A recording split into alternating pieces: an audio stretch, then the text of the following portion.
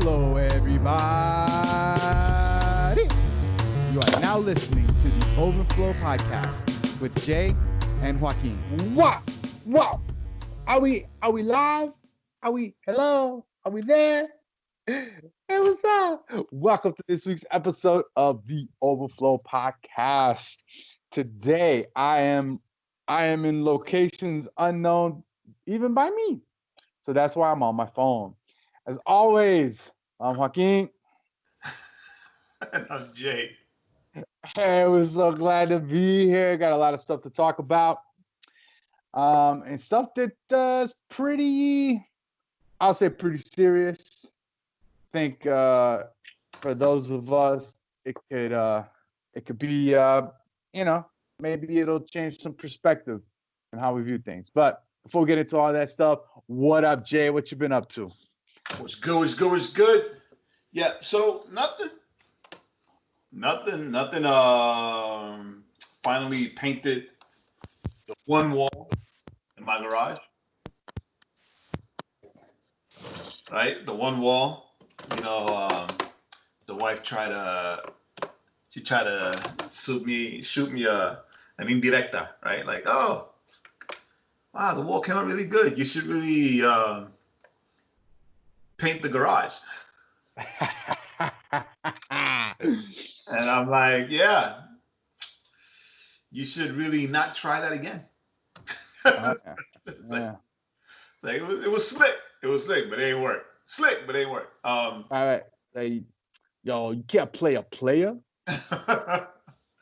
Right. So I had Bean help me. Right. So he's all excited with this big old roller, and he's like, all right, Papi, so you paint the top part and I paint the bottom part because I'm not tall. And basically, he just painted the middle, like just whatever.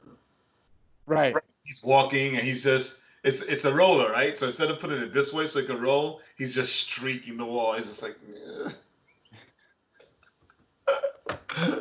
but it wasn't, it was just to have him there and help me. Right. And stay out of my dad's hair. No. Just to do something together, right? It's right.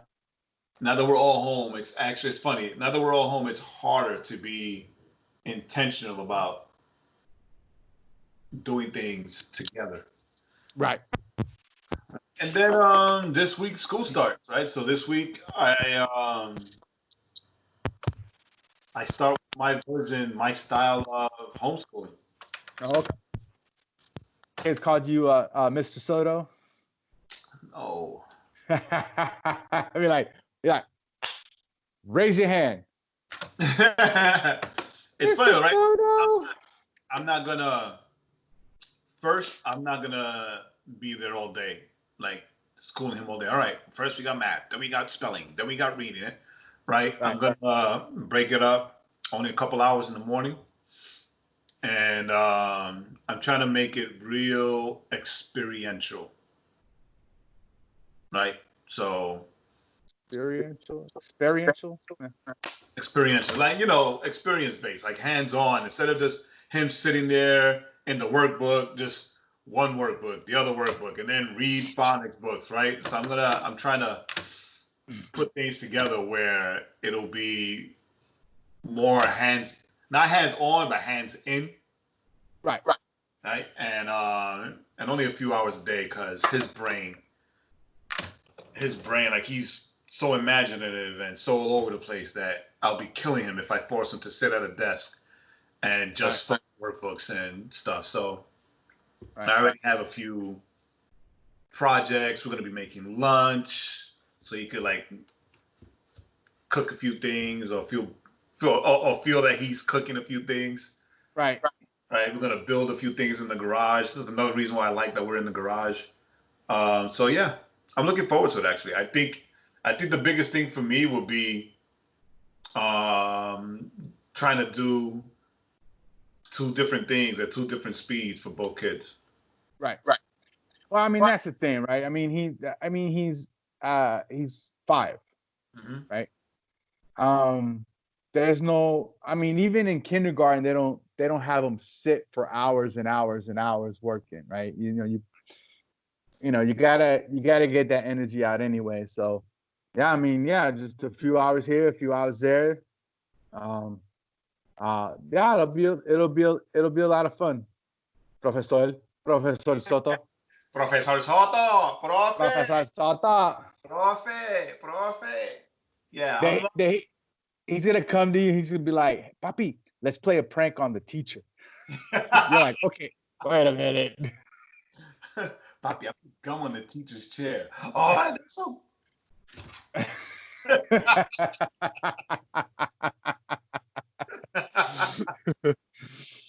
That's dope. That's dope. So, and how's that has a chalkboard on one side and whiteboard and paper? Like it's forget about it. Oh yeah, that'll be interesting. It'll be a lot of fun. It'll either I'll call you when we need lunch, and when he needs math help. Yeah, Jenny yesterday was trying to I forget, we went to this antique mall, whatever, and we're looking at this whatever, this whatever thing with a mirror. I don't know what it's called. A desk with a mirror for women to do their makeups. A vanity. And vanity, there we go. And so it was like, oh, it's 30% off, and the price was 60, and she's like, so how much is it? And I'm like, and she goes, look, she goes, well, if you do this, it's this much. That's 30%. And I'm like, so why are you asking me? all right, well, if you know how to do it. But then she was like, no, but then she tried to explain it to me. And I'm looking at her like this. and then I'm like, do you not notice? I'm like, do you not notice my eyes just start kind of glazing over as you're talking? Like, yeah, I'm not in this conversation that you're having. Yeah, I got a calculator. I can just use that. How much? Oh, hold on a minute. There's an app for that. Hold on. Not even that, right? Like, I'll ask Siri. Hey. Yeah. Just ask the old ghost in the machine. Hey man, how much is 30% off this much? Lucky. I told Magda from the jump. It's like, yo, if it's not related to money, math is not my strength. That's your strength. So you gonna have to handle that. It's like the bills, money, that's math. You gonna have to handle that. I take everything else, right? I fixed the garbage disposal the other day. I felt like I a little bit more of a man, right? I was like, you stand disposal. I need a beer and an ice cream. right. Did you stand at the counter and just yell, like in Training Day, King Kong ain't got nothing on me? No, I wish I would have remembered that. I know that it wasn't working, and I stuck my hand in there, it was disgusting, whatever, messed around with it, tried it again, and it started working. I just, no lie, put the tool down on the countertop, turned around, and was like, what? Right? So absolutely nobody. Nobody gave a crap. The kids kept watching TV. Magda could do what she was doing. I was like, yo, what's up? Where's my fanfare? Where's the freaking confetti? I fixed the damn disposal. She was like, oh, that's great, baby. Awesome. That's so awesome. Then turned around and went back to what she was doing. Yeah, it's like, I'm a hero. I'm a hero. I don't say that lightly. I'm a hero. Where's my parade? And I went and I hit up Banning. I was like, all right, fix the garbage disposal. I got one up on you. That's what's up. Right? So I'm not saying that I'm the best, but I'm also not saying I hear that, and I applaud that. when we first started dating, Jenny was like, "Oh, do you know how to do this?" And I looked at her and I was like, "Yeah, you picked the wrong one." I was like, I was like, I could design you a website. you made a bad choice. I can paint a painting for you, right? I know color theory, but when it comes to that stuff, yeah, I know a guy, and his name is Byron, and I'll give him a call, and he'll fix the house, and he'll bring me some beer. Yeah, yeah. It's like I'm good at cuddling. Like,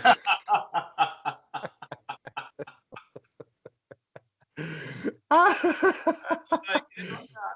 am not that guy. I'm good at cuddling. I don't mind. I don't mind being the little spoon. I don't know what you want. I would rather pay somebody to do it right the first time than pay somebody to do extra because they have to come and fix my mess. Right. It fixed my dummy work. I don't look at DIY videos and get inspired. I don't look at the house flipping and construction TV shows and get inspired. I'm like, wow, good for them, right? That's dope that they did that. It's like, oh yeah, we can. Mine does the opposite. Like she gets, oh, we can do that too. Yeah, we can.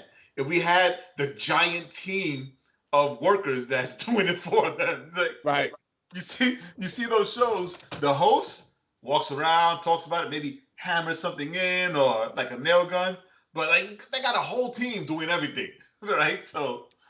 And then out in front of the camera. Almost like the modern church. Yo, talking about that, did you see? Oh my God, I meant to text him. Shama's new video. I did not. His satire video of whatever the another verb, whatever church. He's like, I'm Pastor No Name, man. Like the satire is strong. Oh, okay. The satire is so strong that I'm expecting a lot of people giving him angry feedback in the comments. Oh, nice. Like that's even good. When I saw it, I was like the cat in Puss in Boots. I was like, it was so. Yo, speaking of satire, I've been remember I sent you and Angel that meme about why do pastors have to talk about like my wife is so hot. Yeah. Right. So I was thinking about that because I got nothing else going on in my life, so I just think about stuff. And I was like, is that something like is that something you experienced in the Spanish church where pastors would say that kind of stuff, or is that just kind of like a white church, American church? I think that's a white American church thing. We've never had. Like I mean, you've seen the pastors I grew up under, so yeah. I never, that was never said in our church, even by like a guest. I think our church was more of the, if you have sex before marriage, you're gonna burn in hell. Right, that thing. It's funny though, because you sent that in the group, and oddly enough, Mimi sent me something similar through text. And she was like, oh, you better not ever do this. And I was like, yeah, I would never, ever do something as stupid as that. So I got to thinking about that, right? Because I grew up, and I mean, I'd heard that before, and that's the thing that you'd heard people say. And I'm like, you know what? The three reactions I had when I was thinking about that is whenever the pastor would go like, oh, my wife, my smoking hot wife, I'd go, nah, she's not. Like, she's not smoking hot. Like he knows that, right? Like he knows that, right? Either that or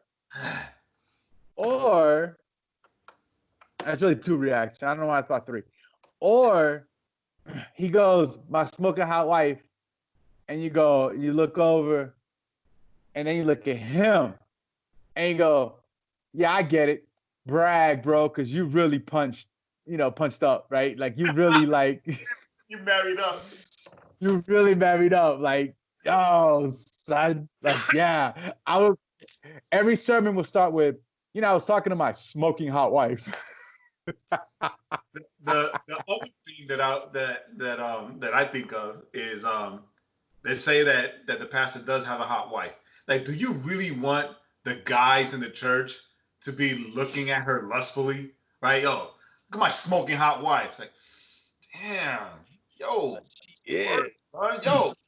Like, is that what you want? Is that what you want to look out after you say that? Look out into the congregation and be like, damn, oh, damn.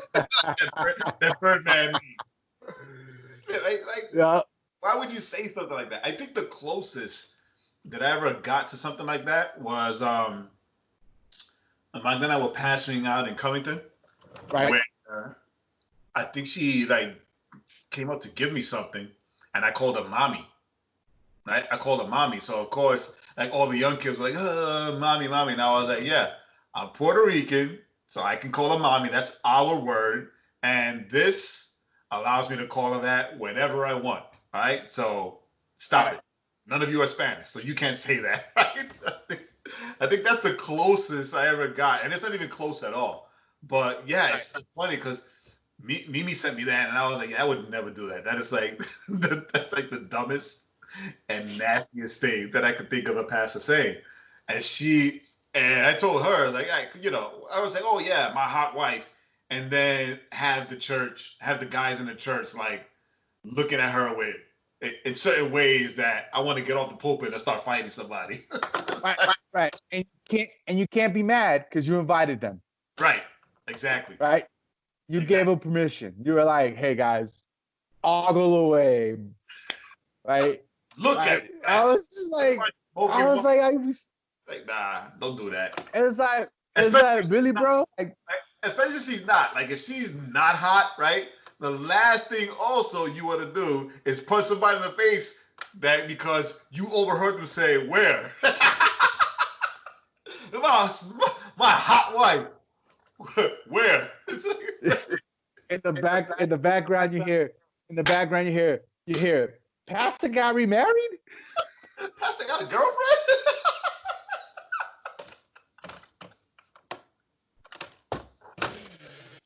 Oh no. Vice versa. You don't want the wife to say that and have a bunch of women looking at the husband, because it's a funny thing, right? So, I mean, let's talk about it, right? A lot of people fail to realize that that the flesh is the flesh, right? Right. And carnality is something that we have to like go to God for, right? To continue fighting against it. And with all things being equal, there are a lot of women in the church that got a little too friendly, a little too extra with pastors because they're in a place of power. They put them on a pedestal, right? So there are a lot of women that flirt, right? Whether it's on purpose or not, right? Because there are some things that are just done out of stupidity. Pastors are, I think, for lack of a better term, they are lusted after by people other than their wives, right? So you don't want to open that door as a pastor's wife. So, oh yeah, my hot husband, blah blah blah, or whatever it is, right? Like you don't. There are probably other women in there who are already battling that, right? And then you go and say, hey, the door's open. Go ahead, try it. Give it a shot. Oh, he's mine, whatever. Then, Right. I mean, and then something pops up on social media, or the rumors are flying around, and I mean, but that's the thing. And it's the only blame, but you don't want to open any doors either. Well, and it could be, and that's the thing though, right? It's not even opening like a bad door in the sense of like intentionally trying to do something bad, but because you put right? Because people are put on this pedestal, right? Female or male. It's very easy for someone from the opposite sex to genuinely want to have a genuine connection, right? A friendship with this person, which can then, because you're too open, you end up having that emotional relationship. So you end up, emotionally cheating, right? Which, right, it obviously can end up leading, if all of a sudden every guard is down, then it goes to cheating. So, but even if you notice it and you don't like shut it down, right? Like they say, nip it in the bud. You don't like cut it off or shut it down from the jump. Then yeah, you open yourself to a lot more. There are more than more than once have I personally, and I talk to you about these things because there are wise. You have to be wise about who you share these things with too. Right. Yes. Right. More than once have I had to be like, I was actually like told Magda yesterday about the one time, with the whole Poppy thing. And she was like, what? And I was like, yeah, I mean, it wasn't like so obvious or out in the open, but like, but I was offended.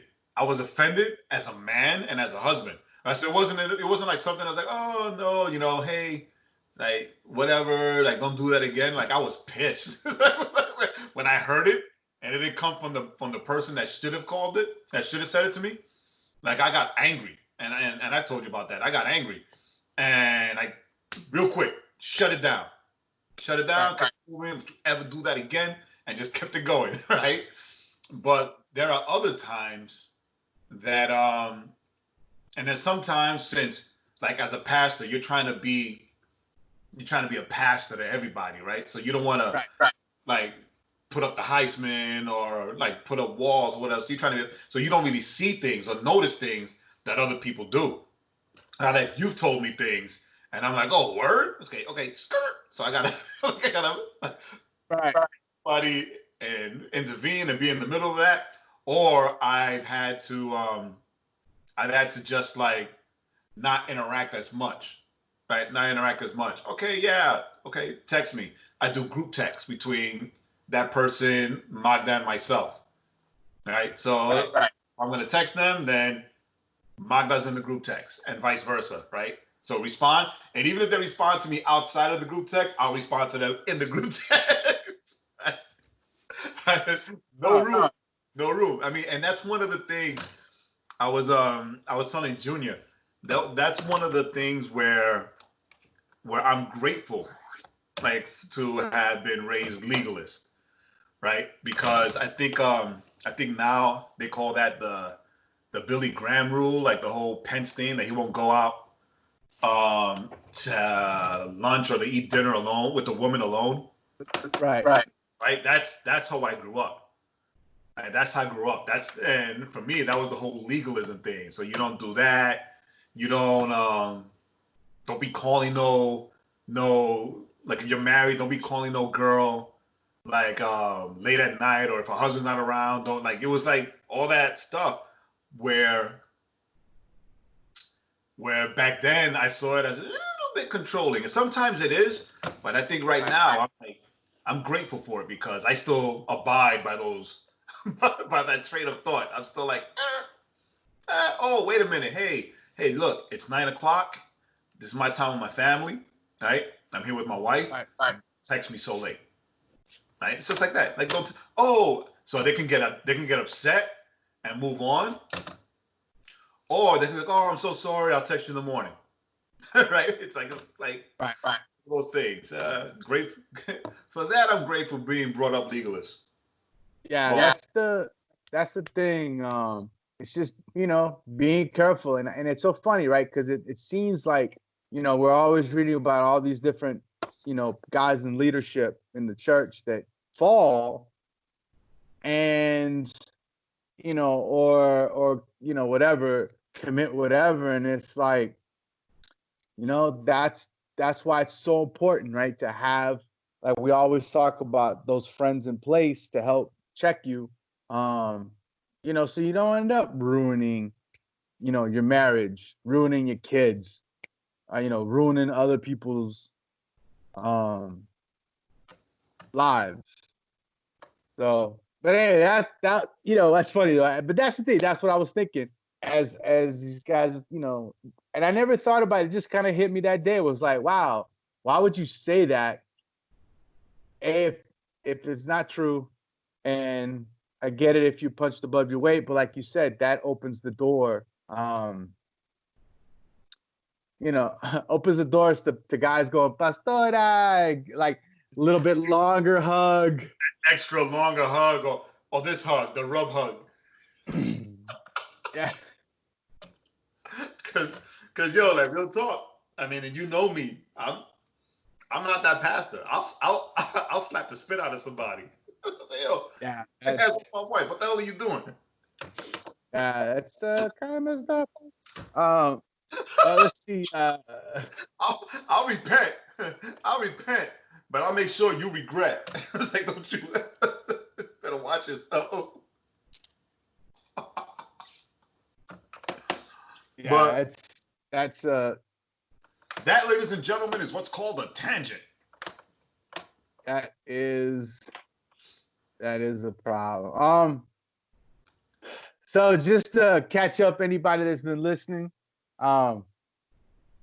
so my July carnivore experiment went awry.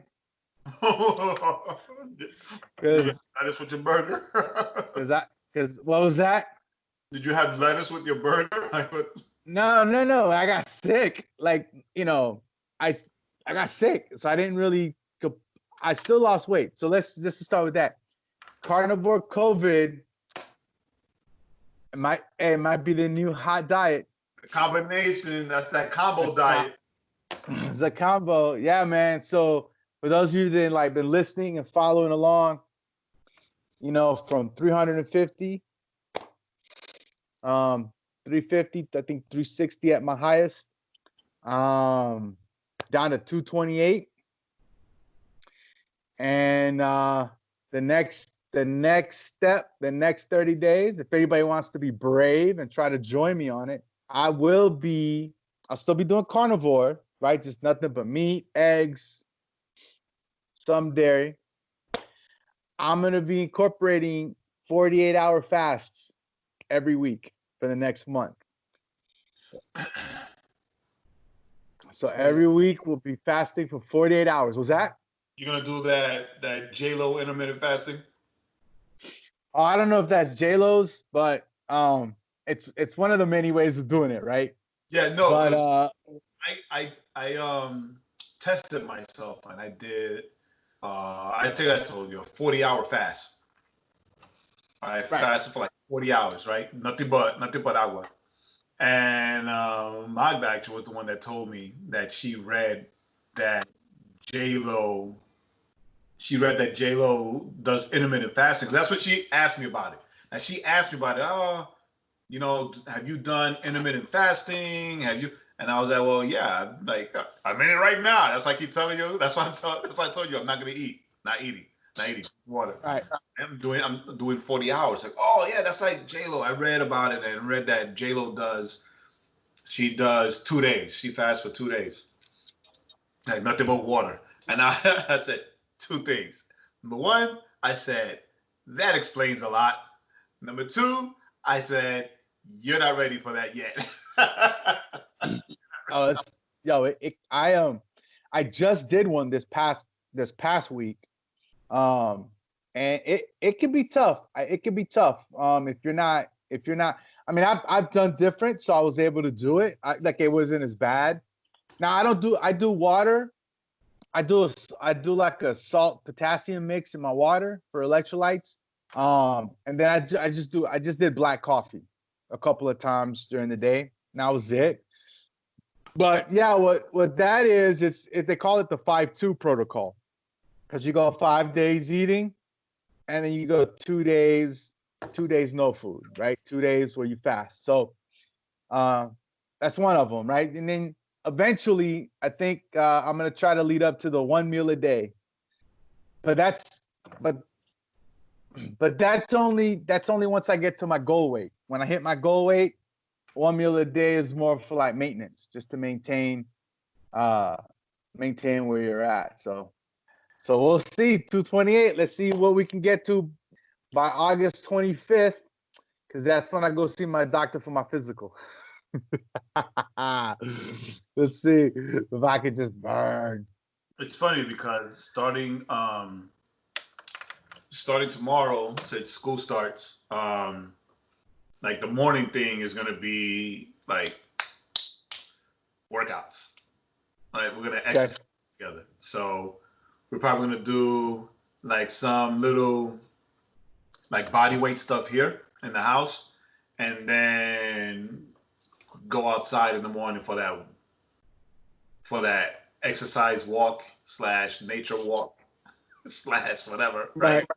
And be out there, right? But my hope is to start every morning with devotional walk. That's what I'm calling that devotional walk. Where we're gonna like give a devotional and let him ask all the questions that he wants to ask about God and Jesus and whatever. And well, do the body weight workouts first, because I found a YouTube video where it's supposed to be for kids, and I was doing it with them, and it was killing me. It was killing me worse than like the regular workouts that I do that's not for kids. So weird. But anyway, so we're gonna do that. That's like 15 minutes, and then like a devotional walk. And see how that, and then come back inside for breakfast, because these kids wake up super early. Right. Yo, are you gonna show them the spot where where Papi and Theo threw the rabbit when it died? Oh, I did that already. Oh, you did that already? I did that already. He doesn't believe me. And like, oh, stay away from there. The ghosts of the bunnies and the come. He doesn't believe me. But yeah, I did that already. That's hilarious. Mike's always like, stop it. He's gonna get scared. Stop. No, but yeah, man, that's good. That's just the thing, right? Just getting that consistency. With my work schedule and everything's been so weird. My goal this week is that too, like, right, get up early, while I get ready, go to the gym at 7, knock it out, come home, eat, shower, boom, go to work, and just try to keep the momentum, that I started. So we'll see how we go and how we do. But the fasting, it's actually there's a lot of really good stuff that fasting does, and it's funny. The church has been doing it for a long time, and they did it for spiritual reasons.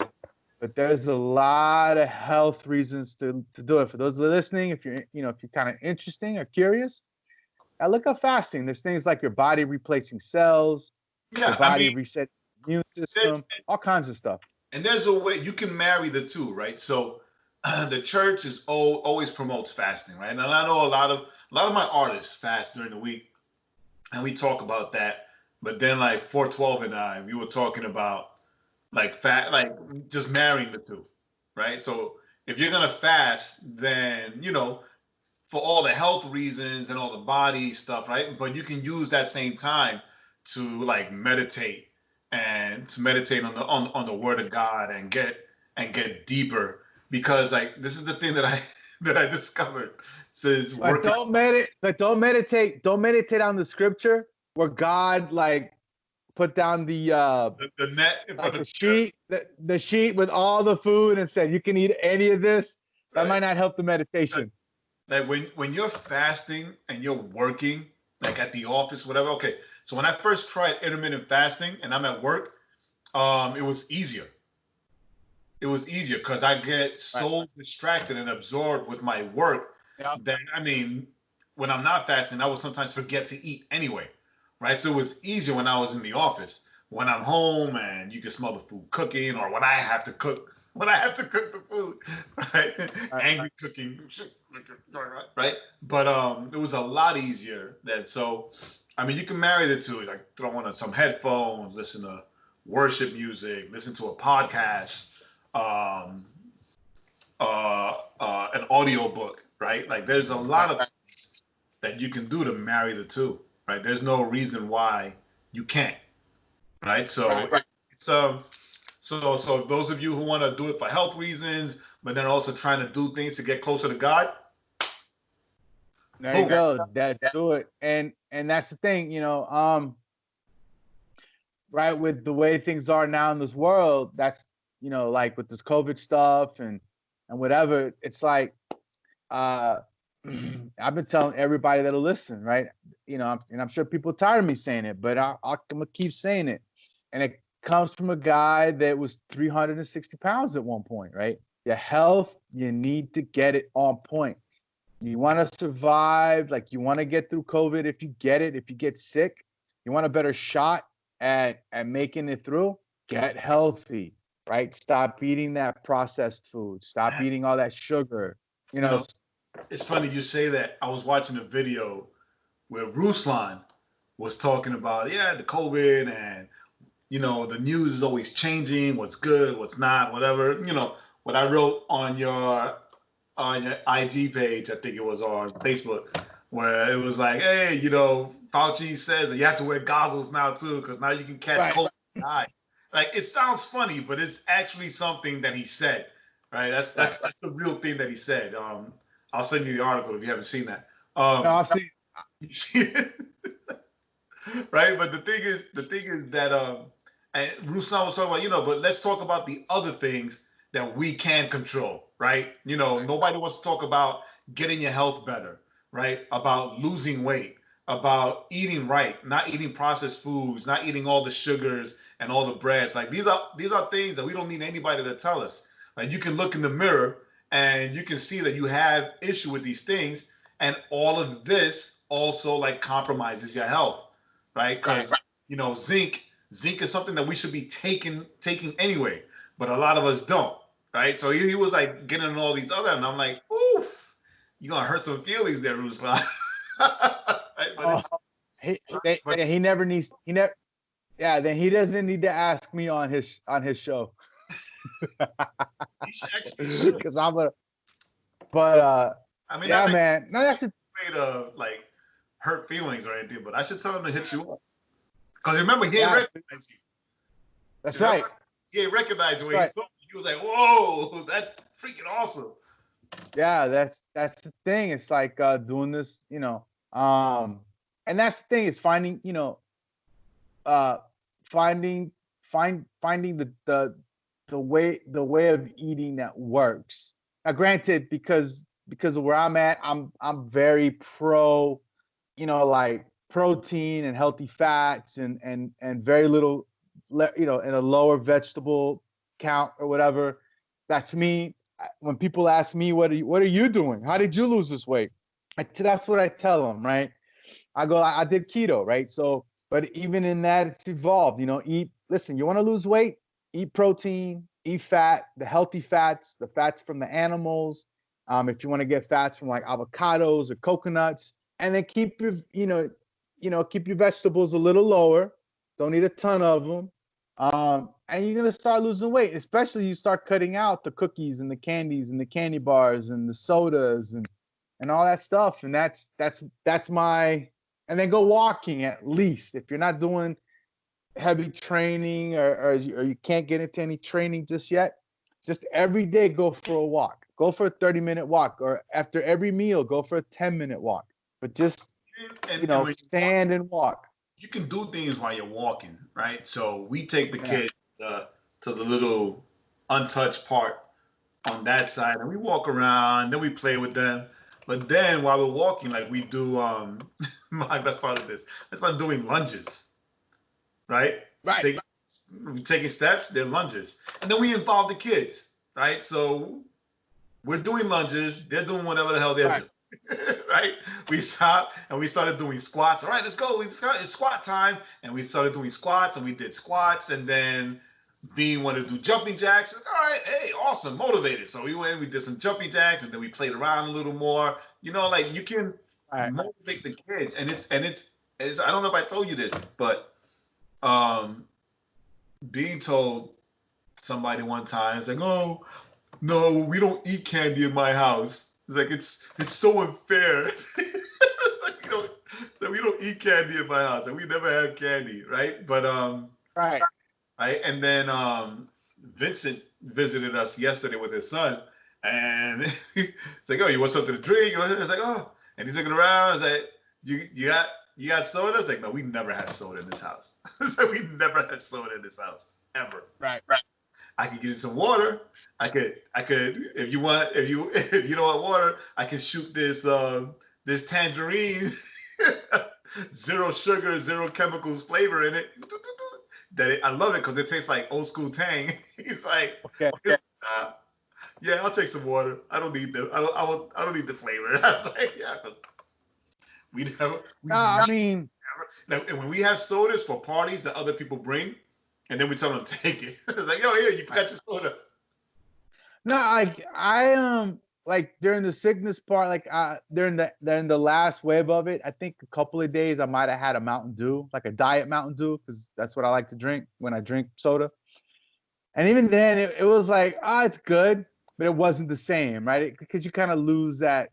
Yeah. And I always thought like, I can't drink water. It's so hard to drink water. But you know what? I do a little salt potassium mix, just because since I tend to only eat twice a day anyway, and I sip on that and it's salty. It's not doesn't taste good. It's just salty. And it just but you get used to it, right? And you just drink that little heavy cream in your coffee. Flavor thing, because I do the water with the apple cider vinegar, Right. and then a little squirt of that Tang, right? Right. Then I'm just like guzzling it. And that's But it's like it takes me longer. no, and that's the thing. I mean, it's funny though, right? Because as we're talking about this, and I know this wasn't the direction that we were gonna go, but but I think it's important. I think we need to talk about it because you had health issues, right? Earlier, later last year, earlier this year, when you had your Tumors. your little tumors. 3 years ago, right? I was at it's been 3 years now, right? I was at 300 I would fluctuate between like 350, 360, 340. Like that was my range. But before I started work, it's so weird seeing those like old pictures of you now. right? I look at them and I'm just like, yo, my mom will find pictures of, and these will be older pictures, right? Not even within the last 3 years. But still, right? You look at them and you're like, holy cow. Like I sent my pictures. I found pictures of you with Bean.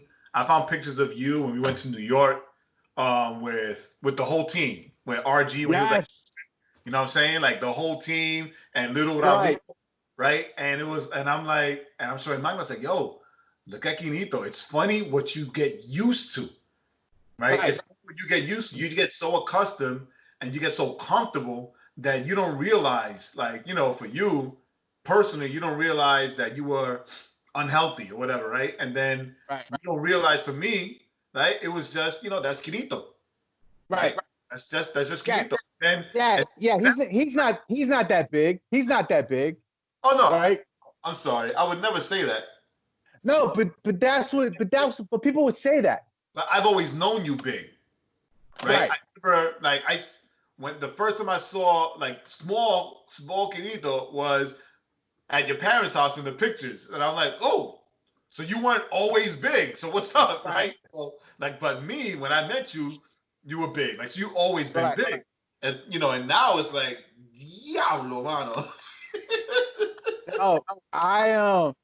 I've been getting help like on this last, this carnivore journey. I've been meeting every month with this coach. Right. Yeah. And I was talking to him yesterday just to help me set up for August and kind of get that game plan going. And I had told him, I was like, hey, did I? Because he looked at me, he goes, yo, you've lost more weight. He goes, from the month before to now, he was like, you could tell it in your face. COVID. Oh yeah, baby. And And I told him, I was like, yo, did I ever send you my fat album? And he was like, nah. I was like, all right, I'll send it to you. So I sent him, I call it my fat album. And it's just any pictures that people send me when I was big, I put it in this album. And because I like to look at it as a reminder, right? Like how far I've come. And I sent it to him and he replied back with like curse words, curse words, curse words, curse words. Because he was like, holy cow. He called me a liar. He goes, that's not you. I'm like, yo, that was me. No, I did that. It's all Photoshop. Nah, son. Oh, yo, but as we're talking about, I mean, I guess health was the thing we weren't. It's a couple of things. Number one, it's funny how far we've come because this is not a conversation me and you would have ever had 3 years ago. No. About right. No, we would never have a conversation about me fasting, about me not eating. Remember, I mean, we lost friends because they would say stuff to you about your weight, and I would threaten them. Right. On the back end, like, right. You ever say something like that to them again? Right. I mean, Jesus, has who ever been? Like, we never, we never would have talked about fasting. And actually, and having done it, or actually we never would have talked about not, I'm not drinking as much or any soda, or I'm just drinking water. Like, so like this has been a 3-year, right? 3-year kind of walk, right? And change, and it's a journey, right? Because it didn't take me 30 days to get 360 pounds, right? So, but what's funny is that as much as it is about health, I remember, in 2 Corinthians, right? Because we always got to bring Bible. 1 Corinthians 6, 19 through 20, right? You know what I'm talking about. It says, do you not know that your bodies are temples of the Holy Spirit who is in you, whom you have received from God? You are not your own. You were bought at a price, therefore honor God with your bodies. And it's funny, as we're talking. I just pulled that up. Did you?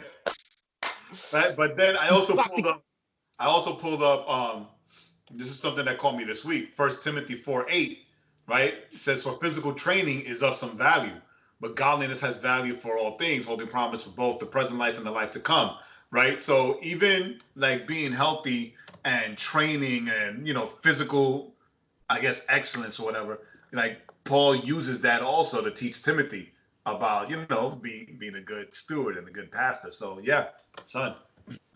Yeah. So it goes hand in hand. It's funny because as we're talking, I thought this verse popped in my head. And maybe you probably agree, I don't think I've ever heard this verse used in any way other than as a way to tell me like, well, you can't have tattoos because your body's the temple of God. You can't drink because your body's the temple of God, right? You shouldn't do certain things because your body's the temple of God. And then the person that's telling you is about 80 pounds overweight. I ain't saying nothing. I'll say it, right? And it's like, I think that we, especially now, right, with all this pandemic stuff and this health crisis, it's like, yo, if your body's a temple of God, right? If your body's the temple of God, you got to take care of it. And we got to get serious in the church about telling people, yo, being overweight, it's not body positive. There's nothing positive about being overweight. There's nothing positive about, crushing your knees because you're carrying so much weight on you, right? That right now, because this was me, right? This was me. I used to say all the time, right? No, my blood work is fine. And my blood work was fine. But we know what happens, right? Fine turns into catastrophic. Real fast. Like Number one cause of death for men is sudden heart attack. You don't come back from that, right? And that was my dad, right? Right. Yo estoy bien. And then one day I'm saying bendición to him in the morning, and then in the afternoon I'm getting a phone call, right? So Right. and that's the thing, right? Being overweight shows, I mean, it shows a myriad of things. But number one, it shows that we don't care enough to take care of ourselves, right?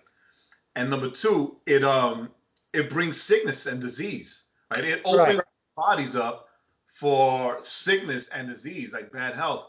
And believers like to say that sickness is part of the curse, right? It's part of the curse. And biblically speaking, we don't really see sickness in the Bible until Job, right? And brought on by Lucifer, right? So it's funny to me, like it boggles my mind how people make excuses, and I mean, talk about Christians, like people in the church or whatever, make excuses for it, but they don't see the correlation both physically and spiritually, right? There's a correlation because if the sicker you are, the bigger you are, the sicker you can get. The easier for you to get sick, whether it is your immunity levels are low, or or like the diabetes, or like how they call it in the South, the sugars, and all that comes from the inside because your body's out of balance, right? Right. And the fact that disease and sickness and poor health came to this world because of the curse. So how can you not see the connection and do something about it, right? Be holistic, right? And now I do want to add this caveat though, right? I do want to add this addendum to it. You can be skinny and you can still be very, very sick. You can still be skinny, and we're not talking that skinny equals health, because it doesn't. You could be skinny, but you have so much. I'm the opposite, and yet I had multiple tumors in my body, right? And I needed surgery to get those tumors out, right? And because that was me, oh no, well, I'm thin, my metabolism, whatever. But I knew, right? I knew because in New York, I was what Junior refers to as diesel, right? I was very active. I was working out. I was, martial arts, always active in sports and whatever. And it's hard to do and find all those things down here in Georgia. Like the parks there aren't as many parks as there are quick trips. Right? I'm gonna say it like that, right? Like in New York, you see a park everywhere. You see handball courts everywhere, right? So it was easier for me back at home. But then also, like I knew that I wasn't as active as I could have been. I knew that I went from not eating and drinking certain things to now, like before I even started this, like in New York, I would never drink soda. Like soda was never a part of my diet. I moved to the South, it was soda and sweet tea, right? So, so I knew that I went from putting healthy things in my body. Like I think in New York, the unhealthiest thing that I would put in my body would be pizza and dirty water dogs. Cause you can't walk through the city and not have a dirty water dog. Like that's just like, you can't do it. Right. So if I ever go to New York, I'd be like, yeah, no bun, please. Just give me the dog. You know what I'm saying? But down here, I knew that I was eating like, whatever. And then I didn't care. I went through a lot of depression. And because of that depression, I just stopped caring. And like literally, like I didn't care if I lived or died, by one way or another. Right. So, but in my mind, I was skinny. So I'm healthy. I'm good. I didn't really get sick. Like I still really don't get sick, so I'm healthy. Meanwhile, I have these cancerous tumors growing all over my body and my arms, giving me all these weird bumps. And it's like, it got to the point where it was like, you need to get them out, or they're gonna become malignant, and that's it. They'll burst and they'll spread all over your body. So being thin doesn't equal healthy. Not at all. I mean, bulimia, anorexia, right? Being thin doesn't equal healthy. And so the thing is this, right? And this is so true, right? If you're listening to this and you're overweight, listen, I my mind changed on it. It's a disease. I mean, it's like alcoholism, right? Because what it means is you have a messed up relationship with food, right? So like alcoholics have a messed up relationship with alcohol, right? They drink alcohol to numb the pain, right? They drink alcohol to forget. Guess what? We do the same thing with food. I would eat food to numb the pain. Then I would feel bad about numbing the pain with food, so I would eat more food. And then I justify a good day by eating more food. So then it became like food became this thing that was a punishment or a reward. Very tasty punishment, very tasty reward. But what happens when you have that messed up relationship with food and you eat and you eat and you eat, and then you have other issues, whether you got your self-esteem is low, whether you got depression, whatever, right? That just compounds it. So the thing is just to start really thinking about why do I eat the way I eat, and then going and then beginning the positive steps into that, getting help, getting a coach, getting going to a doctor that is gonna I mean I go to a doctor, I call him the fat doctor. I go to a fat doctor, right? He's the one that helped me start on keto and continue this progression that I've been on. Um, as believers, if we believe that our bodies are the temple of God spiritually, our bodies are also the temple physically. It's the physical temple. It's the one that walks around to take the spiritual. And if you can't take 5 steps without a cane, you're not a good temple. You're one that has those signs that should say, condemned, right? Because eventually it gets you. And that's for me, that was the thing. Is like when I tried to walk up a flight of steps and I couldn't breathe, like I was breathing like I had just run a marathon, and people around me, and I hear them, and I have to hold my breath so they don't hear me because I'm embarrassed that I couldn't walk up a flight of steps.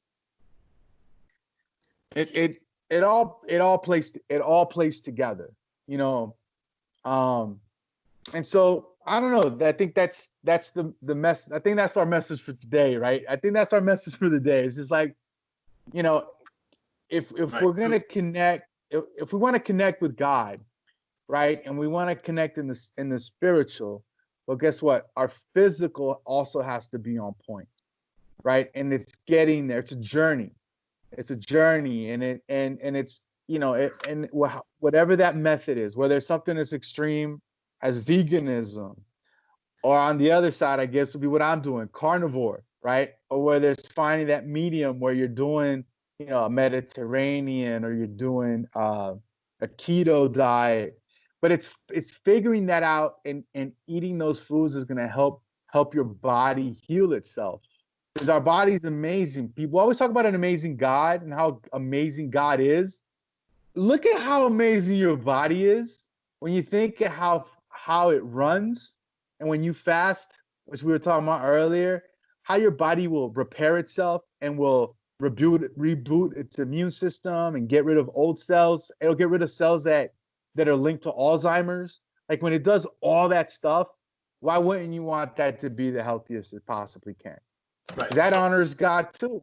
So another verse that maybe speaks more, that'll resonate more into this is 3 John 2. It says, beloved, I pray that in all respects you may prosper and be in good health as your soul prospers. See, so again, that connection, that correlation, right? Prosper, good health as your soul prospers, right? So there has to be, like in all things, I've always said this, and I always say it, right? There always has to be a balance, right? There always has to be a balance, right? There's God, Father, Spirit, Son, right? We're made spirit, soul, flesh, right? There has to be a balance. God knows what he's doing. He knows why and how and why he created us to be the way we are. So, or in the words of Nice and Smooth, too much of anything makes you an addict, right? So, and like, Right.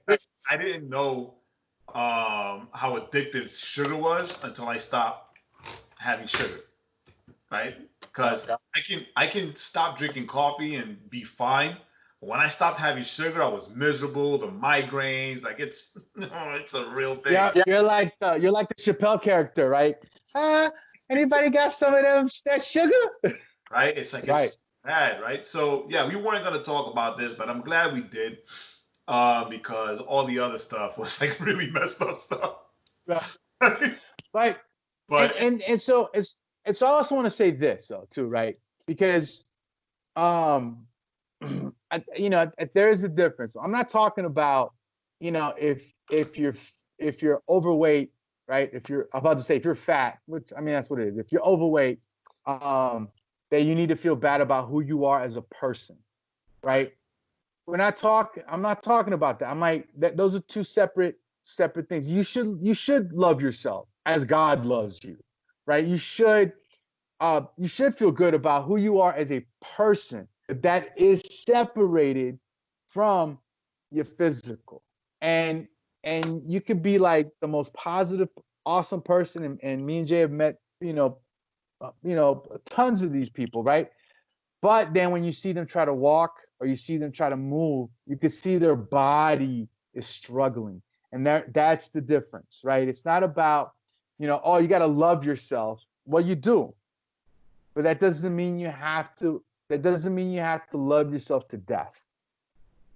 And that's where we're going, and that's what you're doing. That's what I was doing if you don't look at getting yourself to a healthy body weight. I'm not talking about getting ripped and abs and all this stuff. I'm talking a healthy body weight where you can have a life. A friend of mine, his wife lost a ton of weight, and one of the things she always would tell me when she would be after me to lose weight, and I used to just be like, blah. She was like, Joaquin, you won't realize, like when I lost all that weight, my knees felt. I never realized how much my knees hurt because of all the weight that was on it. She's 5'11", right? And she was 5'11", and she was 350, 300. She weighed as much as I did. And when she lost that weight, like the pressure off her knees, the pressure off her joints, the pressure off her back. We live in pain when we're overweight. We live in pain and don't even realize it. So that's, love yourself, but don't love yourself to death. I think that's the thing. So don't see this episode as an attack, but rather as a warning, right? Yes.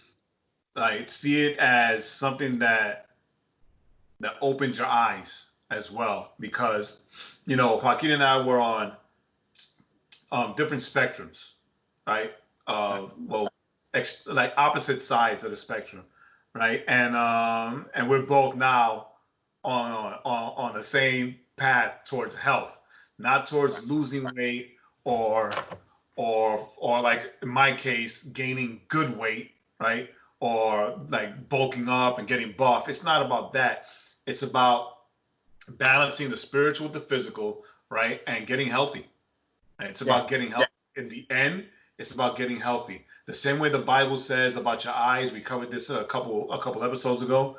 About only allowing good things into your eyes because it's a window, and how Philippians 4, 8, and 9 says, for whatever is good, whatever is worthy, whatever I have taught you, about keeping your mind and your thoughts and your heart pure on the spiritual side. We also have to make sure that our body is taken care of and kept pure on the physical side, right? Everything has to be aligned. Everything has to line up.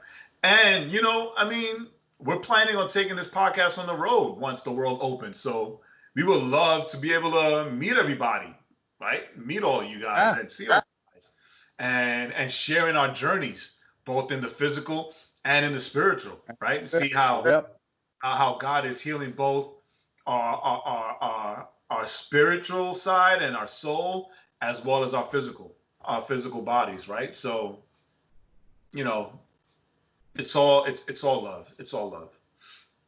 So yeah. So yeah, so that's it. So hey, listen, yeah, if you're overweight, this is not, or you're underweight, that's right. It's got its own health problems. I, this is really, it all started because we're talking about this is about me. It's about my journey. But as I've gone through my journey, I want others to be able to experience, a better life. I'm getting, my life is improved little by little by little as the weight drops and drops and drops and drops. That's what we want for you. We want you to be able to experience, life at its fullest, right? We all have dreams about places we want to go and things we want to see. Why not take this time where you can't go anywhere and use it as a time to prepare yourself, so once you can launch out there, but you can launch out at your best self as a person, physically, and as a person spiritually. And there's nothing better than that. There's nothing better than that. And I'll be honest with you, it's a kick when people look at you and that you haven't seen in years, and they're just like blown away by how different you look. We might have to have Jay put up an old picture of me with one of the, a newer picture, so you can kind of see, like, holy crap, yeah, this dude was big. Yeah, let me look for one. That'll be the cover of this episode. So, I think that's it. I think we're done. I don't know if there's anything else. We just want to say that this, just give a quick, because we love movies and music. So our trailer of the week is Pinocchio. So go check it out. It's a little bit weird and creepy, I thought. Yeah, so it's live action of the Disney movie. It's a live action of the action. It wasn't the Disney movie. It's a live action of the actual book, right? And then check out, what a great song to start off the week. Celebrate More, featuring Lecrae, Andy Mineo, and Reach's newest artist, Hovey. So that's it. I think we're done. You got anything else, Jay? Chop it out. All righty. Hey, we love you guys. Thanks for joining us. If you're watching on the video, hit subscribe. If you're watching on the podcast, hit subscribe. Go to theoverflowpodcast.com. You can get all the links and the trailers and everything. And as always, peace. We love you, and can't wait to talk to y'all next week. Thanks for listening. Remember to go to theoverflowpodcast.com to subscribe to the podcast on all streaming platforms and catch up on all the links of the week. And don't forget to follow our playlist on Spotify.